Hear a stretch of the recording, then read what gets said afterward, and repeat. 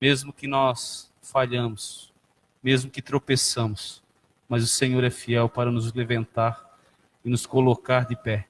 Amém? Graças a Deus. Pais queridos, que bênção. O Senhor é fiel mesmo. Estava ali orando e agradecendo a Ele e louvando a Ele pela sua fidelidade. Que coisa maravilhosa é servir ao Senhor. Quanto mais eu busco, quanto mais eu comungo com Ele, me uno a Ele, mais gostoso fica, mais prazeroso é. Eu louvo a Deus que hoje eu sou uma pessoa totalmente liberta da teologia, da religiosidade. Eu estou liberto dessa coisa arada toda aí, e eu louvo a Deus por tudo isso. Foi um processo, demorou, tive que reavaliar, tive que ler a Bíblia toda de novo. Em outras palavras, tive que me fazer de criança. Você já pegou a Bíblia para ler assim, imaginando, eu não sei nada. E aí começar a ler para tirar dela o que ela realmente diz, sem as influências daquilo que a gente já ouviu. Você já fez esse processo? Faça. Isso é muito importante. Pegue assim, eu vou ler o Evangelho de João. Começar por ele. Não é o mais simples no sentido de ele não ter complexidade, mas ele é o de maior compreensão. Parece assim que o João escreveu de uma forma que tudo está assim descortinado diante da gente e o véu saiu. Então o João, aquilo que você lê ali, leia o Evangelho de João, mas com essa mentalidade assim, eu não sei nada do que está aqui.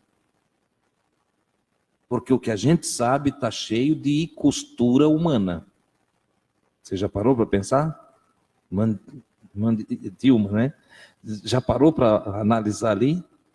Entende? Tudo que a gente vai ler já está pré-formatado. Ou o padre botou um pedacinho, o pastor depois na igreja evangélica botou outro pedacinho, veio o missionário, botou mais um pedacinho. E a maioria de nós que servimos a Cristo nunca foi examinar para ver se o que está sendo falado é verdade. Então tem uma mistureba aqui dentro e nós precisamos fazer o que Jesus disse: se tornar como criança. O que significa? Eu tenho que aprender tudo de novo. Eu preciso aprender tudo novamente. Quem não passar por esse processo não evolui. Não evolui. Fica na mesmice. Aí fica igual os fariseus e saduceus, entende? Discutindo com os mestres. Entende? Não é bem assim, eu não concordo com isso, porque é interessante como tem irmão que não sabe nada da revelação, mas quer discutir com o mestre. Não é? Como tem Pedro que diz assim, não morre não, Jesus. E que Jesus tem que olhar para ele, para trás de mim, Satanás. Porque ele não quer que Jesus faça o que é para fazer, não quer que Jesus realize o que é para realizar. O que tem de gente que é como Pedro e vai falar com você, para você não acreditar naquilo que Deus está trazendo na forma de revelação, vai ser muito mais numerosa a multidão dos que não aceitam do que a multidão dos que aceitam. É muito maior o número dos que não aceitam a verdade. Você sabia disso? Quando nós chegarmos no Apocalipse, em nossos estudos de aprofundamento, vocês vão ver lá que 2/3 da população terrestre vai ser aniquilada pelo anticristo. 2/3 da população terrestre. O que significa que vai sobrar só 1/3. E nós não estamos falando de 1/3 de salvos, não. Então já começa aqui, ó.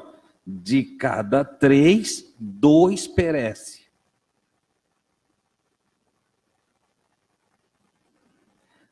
Além disso, o remanescente que vai ficar, nem todos serão salvos. Você já parou para pensar? Por que isso? Por que se dá dessa forma? Porque muitos querem ser mestres sem ser discípulos. E porque muitos dos discípulos, ao invés de ouvir o que o mestre diz, vão para questionar o mestre. Uns vêm com pergunta para deixar o mestre embaraçado. Outros vêm com ideia de derrubar o mestre. Vão ver se ele tropeça naquilo ali. Foi assim o tempo todo com Jesus. Entendeu? E aí sobra pouquinho. Tem até o texto que diz que um dia Jesus estava pregando para uma multidão e começaram a ir embora. Não gostaram do que ele estava falando. Porque, diferente do que a maioria pensa, nem tudo que Jesus falou é gostoso de ouvir, não. Entendeu? Eu, por exemplo, eu já saí daqui um dia e eu cheguei em casa e quando era 1h da manhã, o telefone tocou, eu atendi e uma irmã apavorada ligou para mim e disse assim: tu acabasse com meu marido. Ele está doente, não está dormindo. Ele está nervoso, a pressão dele alterou e tu és culpado, tu acabasse com ele. Eu disse: amada, o que eu fiz para ele? É que tu pregou hoje à noite, assim, assim, assim. Ah, disse, então não é eu, tu estás ligando para a pessoa errada.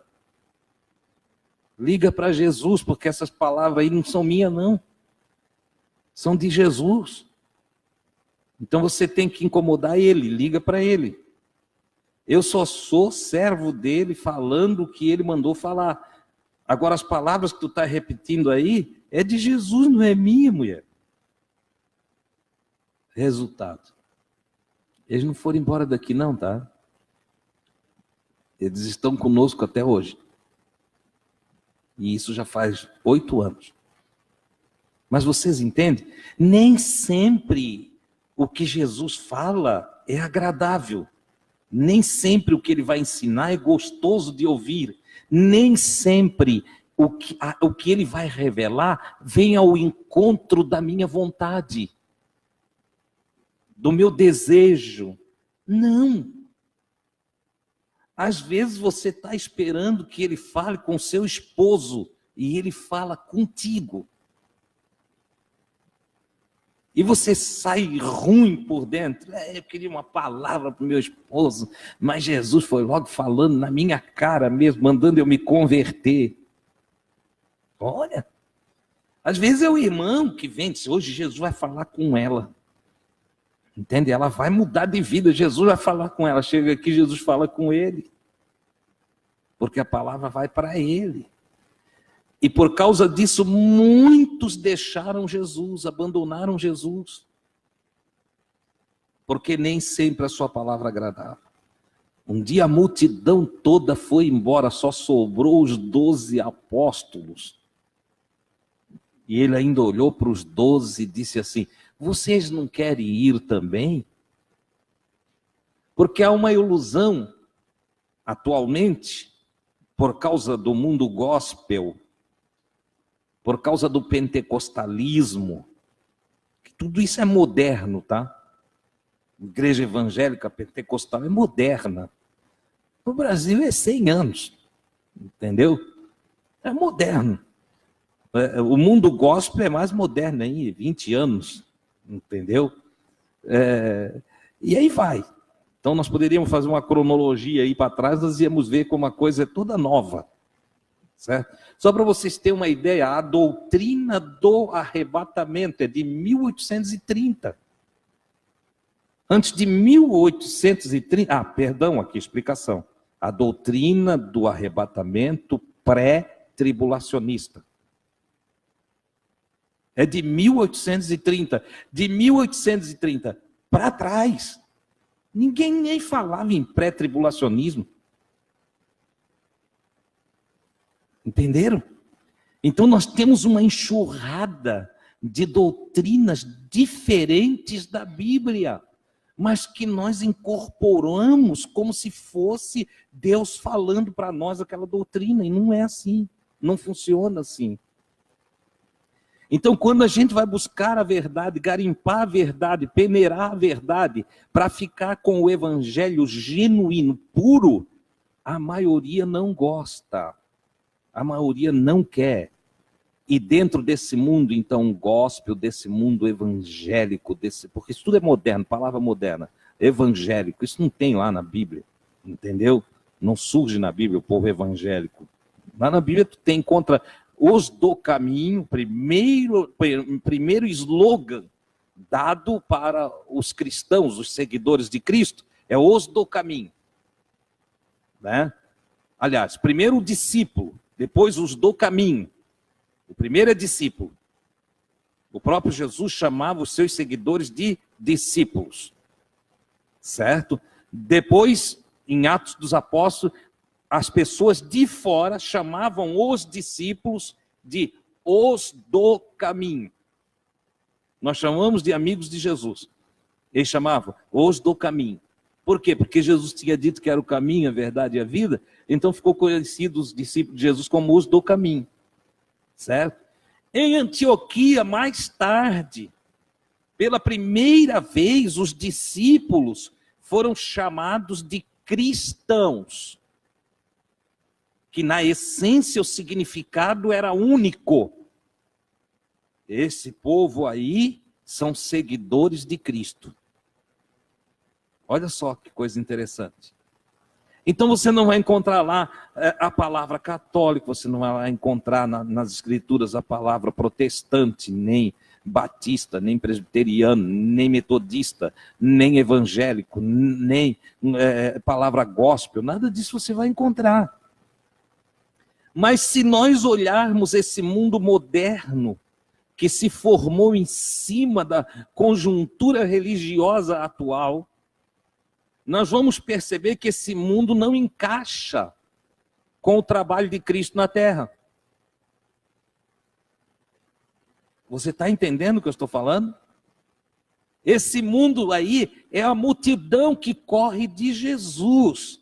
Porque é a multidão que quer pão, que quer peixe. É a multidão que quer coisas materiais. É uma multidão, esse povão que você tira a bênção. Diz para eles que oração é desejo e que não é blá, blá, blá na presença de Deus e eles já não sabem mais nem o que orar. Diz que Deus não está por aí dando emprego e que ele não está cuidando do carro de ninguém no estacionamento da cidade nenhum. Entende? Diz que ele não tem loja de bicicleta, nem de motocicleta, nem de lanche. E você acaba com a maioria das orações do céu.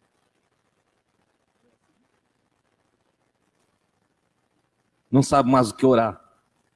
Por isso mesmo, a pedido de um amigo, estou preparando um estudo sobre as orações na Bíblia. Desde o Gênesis até o Apocalipse. Vamos fazer um estudo completo de todas as orações, como elas eram feitas e quais foram respondidas. Para que se aprenda a chegar na presença do Senhor, entende? Com coração firme, entende? Na certeza de aquilo que se vai expor diante de Deus será atendido. É algo maravilhoso. Entendeu? Saindo do privilegismo, saindo dessa ideia que parece que Deus está ali o tempo todo se metendo na vida de cada um, e entende? Jogando xadrez com o que serve, com o que não serve, o que é crente, o que não é crente, e anulando a realidade dos decretos divinos que estão estabelecidos desde o princípio de todas as coisas até a consumação de todas elas. O que Deus realmente disse para nós fazermos, o que Deus disse para nós realizarmos, qual o propósito dele na nossa vida, o que ele espera de cada um de nós. Essa é a maior busca que se pode fazer nas Escrituras. Olhando que a criação de todas as coisas foi determinada por Deus e cada coisa, no seu código-fonte pré-estabelecido pelo Criador, reproduz exatamente o que Deus falou para aquilo reproduzir lá na criação. Só o homem que se desvia. Só o ser humano que contraria o decreto de Deus. Só o homem se fez Satã, opositor a Deus. Nenhuma outra criatura, nem no céu, nem na terra, se colocou contra o Todo-Poderoso. Só o homem. Você sabia disso? Está lá, escrito. Está escrito. Você só lê o Gênesis. Depois você vai ver que sempre Deus está tratando com o homem, porque o problema todo está no homem. Deus chegou a querer eliminar todos os homens. Ele não quis eliminar algum anjo, quis? Você já leu na Escritura que Deus quis eliminar um anjo? Não tem. Não tem. E ainda tem uns sujeitos que não sabem o que dizem, que querem botar no texto de Gênesis capítulo 6, os filhos de Deus como anjos. Ora, se eles fossem responsáveis por toda aquela desgraça que houve lá, se fosse os anjos, Deus tinha destruído eles, não o homem. O problema estava na carne. Destruirei o homem e aniquilarei toda a carne, porque o homem corrompeu até os animaizinhos. Sabia disso? Olha que coisa tremenda. Então, nós somos as únicas criaturas que nos opusemos a Deus. Opositor, Satã. As únicas que são diabolos. Nenhuma outra criatura é. Pode buscar. E aonde você encontrar as características de um diabo, você encontrará o homem. Vai lá no Isaías. E você vai ver a palavra homem. Vai lá no Ezequiel 28, a base de todo teólogo, para mostrar os anjos cair. E você vai ver a palavra homem. Tu dizes, eu colocarei o meu trono acima do trono de Deus. E eu sou Deus, mas tu és homem. Você está entendendo? A rebeldia sempre em nós. E o engano, a ilusão, sempre vem do homem também. Que é o que mais, vocês sabiam que o que mais derruba pessoas da presença de Deus é a distração. E a distração vem pelo ilusionismo, pela ilusão da vida. Entendeu? Tudo aquilo que ilude nos traz distração. Você fica horas e horas na frente de um filme na TV, de uma novela. É distração. É pecado, irmão? Não, não estou falando de pecado. Eu só estou falando de distração. Tá, mas se a distração não é pecado, onde é que está o prejuízo? Não, é que a distração rouba o meu tempo de estar com Deus. Leva o meu tempo. Ai, irmão, não consigo ler a Bíblia, não tem tempo. Mas tem tempo para novela. Mas tem tempo para o bate-papo. Não, irmão, olha, passou o dia, hoje não orei mesmo, é verdade, não orei. Não consegui orar. Por quê, irmão? Não, eu me distraí, a palavra é essa. Por que eu me distraí? Porque eu passei horas jogando conversa fora com a fulana, com o Beltrano, com o ciclano. Alguém disse que o chip, então a área da ciência tecnológica que está tão ativa em nossos dias, e que bênção é a tecnologia. Mas alguém disse, olha os chips, é a besta. Não! A besta é nós. Você entende? A besta somos nós, que nos deixamos distrair pela tecnologia. Você ainda está chipado. Horas e horas no WhatsApp, horas e horas no Face. E quando isso é para o bem, maravilha. Aconselhando, orando por alguém. Mas diga para mim, diga, é isso que acontece? Não. O que acontece lá? Fofoca, conversa fiada. Entendeu? E é interessante porque os crentes fazem assim, ó. Verdade. Mas não fazem nada para mudar lá. Reconhecimento da verdade não define espiritualidade. Grave essa frase. Escreve ela aí, Diego. Reconhecimento da verdade não define espiritualidade. Porque muitos reconheceram que Jesus era o Cristo, até o soldado que o traspassou. Mas não se converteram.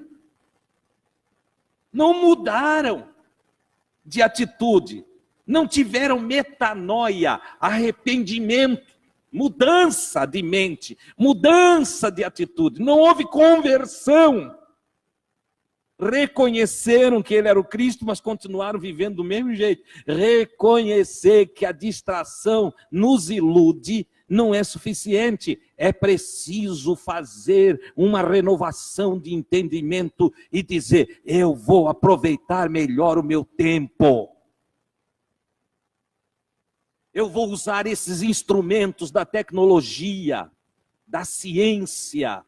Eu vou usar essas coisas, essas ferramentas tão úteis para fazer o bem, para buscar mais a Deus, para buscar mais conhecimento, para buscar mais, aprimorar os meus relacionamentos, apresentando o meu Deus para essa pessoa que está do outro lado.